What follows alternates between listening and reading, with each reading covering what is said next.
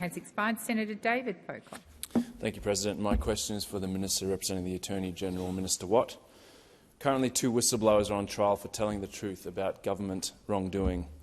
David McBride blew the whistle on war crimes in Afghanistan. Richard Boyle exposed unethical debt recovery practices at the ATO. In November, McBride will be the first person on trial in relation to war crimes in Afghanistan. The whistleblower, not a war criminal. Has the government sought advice on whether the AG should exercise his discretion under the Judiciary Act to discontinue these unjust prosecutions? Thank you, Senator Pocock. Minister Watt. Thank you, President. Thank you, Senator Pocock, for the question. I can certainly assure Senator Pocock and the whole chamber that the Attorney-General is strongly of the view that integrity and the rule of law are central to Australia's criminal justice arrangements. The Attorney-General's power to discontinue proceedings is reserved for very unusual and exceptional circumstances.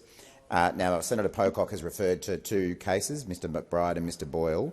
As their proceedings remain ongoing, it is obviously inappropriate to comment further on the particulars of their matters. However, I do note that the government is committed more broadly to delivering strong, effective and accessible protections for whistleblowers.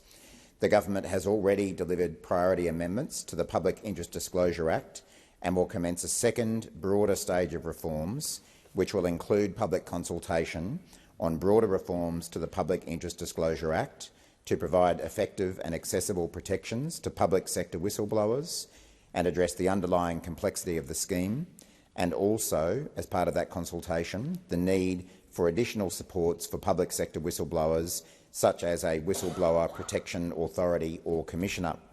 The government is delivering on its commitment to ensure that Australia has effective frameworks to protect whistleblowers, which are critical to supporting integrity and the rule of law.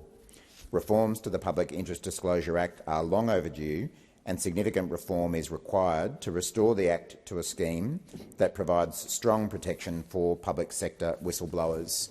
So, Senator Pocock, as I say, I'm not really able to comment on the individual proceedings that you've mentioned, and we'll obviously wait to see how they play out in the courts. But as I say, we do very much believe in protection for whistleblowers, and already in our first 16 months we've begun work on some major reforms to strengthen those protections. Thank you, Senator Watt. Senator Pocock, first supplementary. President, thank you. Minister, on the principle of it, why does the government think that it's in the public interest to prosecute whistleblowers while at the same time running on a platform of integrity and admitting that our whistleblower protections are not up to scratch and saying you've got another tranche, but in the meantime we're going to prosecute whistleblowers? Minister Watt. Thanks, President. Thanks, Senator Pocock. Well, I think, as I say, we are getting a little bit close to commenting on particular proceedings that are on foot at the moment. And as I mentioned in my earlier answer, the Attorney-General's power to discontinue proceedings, as I think you're implying we should, is reserved for very unusual and exceptional circumstances. But you question our commitment to the protection of whistleblowers, and I've already outlined to you some of the actions that we've taken just in our first 16 months to, having delivered those amendments to the Public Interest Disclosure Act, and now beginning work on a second, broader piece of work to strengthen reforms to protect whistleblowers further. So I think the fact that we have begun work through the Attorney-General on this matter so early in our first term does make clear that we understand that these are significant issues that do need reform.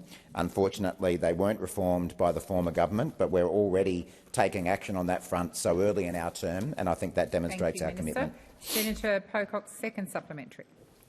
Thank you, President. Thank you, Minister. Will the government commit to a time frame for the second phase of PID reform and the discussion paper or consultation on the establishment of a Whistleblower Protection Authority? Thank you, Senator Pocock. Minister Watt. Thank you, Senator Pocock.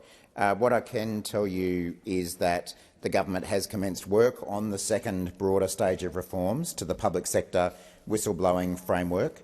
As I say, that work involves public consultation on redrafting the Public Interest Disclosure Act to ensure it provides effective and accessible protections and to address the underlying complexity of the scheme, and secondly, the need for additional supports for public sector whistleblowers, such as a whistleblower protection authority or commissioner.